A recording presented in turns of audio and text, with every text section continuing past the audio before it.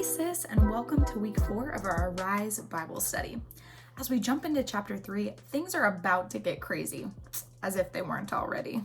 At the beginning of the chapter, we'll see the king choose a new right-hand man, Haman, and then we'll see him unwisely give up his power to him later on. Let's get started right away by reading Esther chapter 3 and then writing a short summary of what you just read.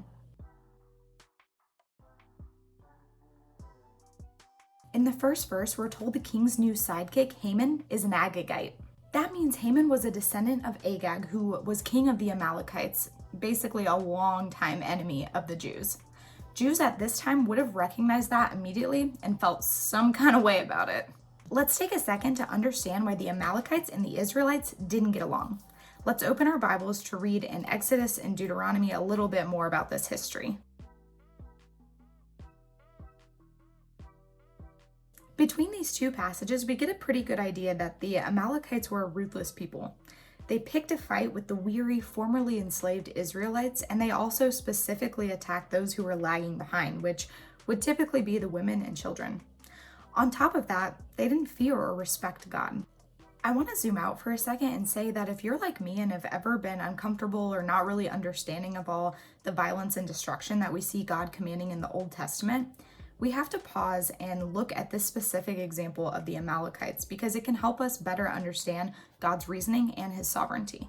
Okay, so before we get to Esther's story, let's go back to when God commands King Saul in 1 Samuel 15 to kill the Amalekites for their misdeeds against the Israelites. Saul doesn't follow God's orders, which actually causes the Israelites to face this enemy again and again throughout history. In Esther's case, this comes through the Amalekite descendant, Haman. If Saul would have destroyed all of the Amalekites earlier like God told him to, there's no telling how many Jewish lives would have been saved over time. And there wouldn't be any Haman in Esther's story to flex his rage and strength against the Jews. That example shows me that even if I don't understand or necessarily like all the things God commands, like the violence, he does have a purpose in that. And because I believe that he is loving and all-knowing and I can trust him, I'm going to trust him in that even when it doesn't fully make sense to me. Let's jump back in our story now to answer a question. Knowing what you now know about the history between Haman and his people and the Jews, how do you think the Jews felt at that time, knowing that Haman was now second in command after the king?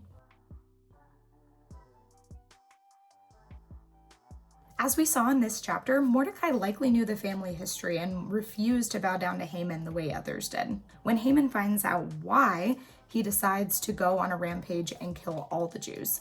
He and his men begin casting pour, similar to rolling dice, to decide on a day of attack, and then he talks the king into issuing a royal decree calling for the murder of all the Jews in Persia. Luckily, with the way the dice landed, the big day of attack wasn't supposed to come for a couple more months. Just enough time for God to put a different, better plan in place.